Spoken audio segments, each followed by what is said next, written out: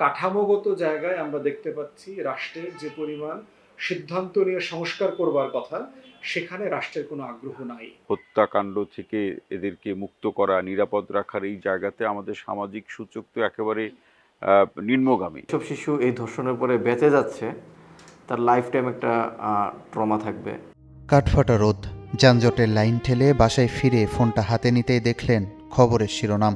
কোনো পশুর লোভাতু দৃষ্টিতে ঝরে গেছে আসিয়া, রামিসা কিংবা আয়াত নামক কোনো প্রাণ। ক্লান্ত শরীরের মস্তিষ্ক যেন কিছুক্ষণ কার্যক্ষমতা হারালো। সাথে যুক্ত হলো কিছু প্রশ্ন। কেন কোমলমতিদের বিরুদ্ধে এমন বর্বরতা? এ দায়ী বা কার? আমি আব্দুল হান্নান মোল্লা না, আমি একজন ধর্ষিতার বাবা, আমি একজন খণ্ডবিকৃত লাশের বাবা। এটার দায়ভার কি আমি নেব, না সমাজ দেবে, না রাষ্ট্র নেবে? কল্পনা করুন নিজ ঘরে ছোট্ট সোনামণিকে। এমন এক সমাজে সে বেড়ে উঠছে যেখানে গড়ে প্রায় 20টি ধর্ষণ মামলা রেকর্ড হয়। রেকর্ডের বাইরে এর সংখ্যা আরও বেশি।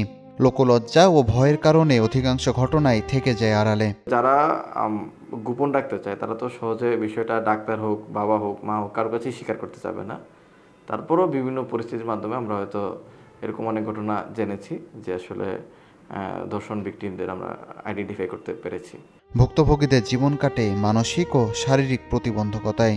কোনো না কোনোভাবে ধর্ষণ ভিকটিমের দোষটা খুঁজে বের করা হয় এবং তাকে ব্লেম দেওয়া হয়। এই যে তখন মানুষ যখন তাকে ব্লেম দিবে তখন কিন্তু সে একটা পর্যায়ে ভিকটিম নিজেকেই ব্লেম দেওয়া শুরু করে, অর্থাৎ সেলফ ব্লেম যেটাকে বলে, সেটা খুবই ভয়ঙ্কর। প্রতিনিয়ত এমনই লোমহর্ষক ঘটনার সাক্ষী হচ্ছে প্রিয় জন্মভূমি। কেন জারুল কৃষ্ণচূড়ায় ঘেরা ফুলের দেশে নিরাপদ নয় ঘরের ফুলগুলো? শুধু 2025 সালে শিশু ধর্ষণ মামলা দায়ের করা হয়েছে 1900টি। এর মধ্যে 420টি মামলা সংঘবদ্ধ ধর্ষণের। গত এক যুগের চিত্র আরও ভয়াবহ। প্রায় 14,500 শিশু ধর্ষণ মামলা রেকর্ড হয়েছে এ সময়ে। রামিসার ঘটনার পরে কি আরো ধর্ষণের ঘটনা বাংলাদেশে ঘটেছে না? সেগুলো নিয়ে আলোচনা হচ্ছে না কেন? সেগুলো কেন 1 মাসের আয় হচ্ছে না? একটি ঘটনার দ্রুত বিচার করে আমি তো পুরো ন্যায় বিচার নিশ্চিত করতে পারবো না। ঘটনা ঘটার পর প্রতিবাদ আন্দোলন, সাথে শত গোলটেবিল বৈঠক, কিন্তু সমাধান কোথায়? রাষ্ট্র থেকে পরিবার, সচেতনতা বৃদ্ধি ও সমাধানের দায়িত্বই বা কার? যে আমাদের পরিবার কিংবা সমাজ কিংবা রাষ্ট্রের অন্যান্য প্রতিষ্ঠানগুলো এখন অনেকটাই দায়সারা গোছের অথবা দায়সারা দায়িত্ব পালন করে। এটার ধর্মীয় দিক আছে, ধর্মের বাইরে আইনি দিক আছে, সামাজিক দিক আছে। প্রত্যেকটা জায়গাকে কম্প্রিহেন্সিভলি অ্যাড্রেস করতে হবে। তা না হলে শুধু বিচারিক কাঠামোর মধ্য দিয়ে আপনি এটার বিচার পাবেন না। নিস্তব্ধতার শহরে নৃশংসতায় দম বন্ধ হয় রামিসাদের। অকালেই ঝরে গেল যে কলি ফুল হয়ে ফোটার কথা ছিল তার। বাবা মায়ের কান্না থামবে না। তাদের ভেজা চোখে যে প্রশ্ন, তার উত্তর কি আছে রাষ্ট্র বা সমাজের কাছে? এই কাঠামোগত জায়গায় আমরা দেখতে পাচ্ছি রাষ্ট্রের যে পরিমাণ সিদ্ধান্ত নিয়ে সংস্কার করবার কথা, সেখানে রাষ্ট্রের কোনো আগ্রহ নাই। মোটা দাগের একটা বিষয় হচ্ছে মূল্যবোধের প্রচণ্ড ঘাটতি হয়েছে।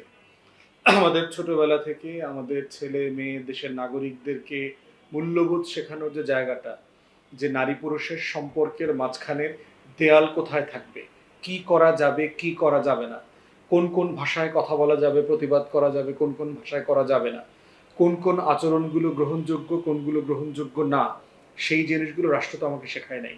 আসিয়া থেকে রামিসা শুধু সংখ্যা নয়, শত পরিবারের নীরব কান্না ও সমাজ ব্যবস্থার ভঙ্গুরতার সাক্ষী। সরফরাজ সাবুর, মিরর নিউজ।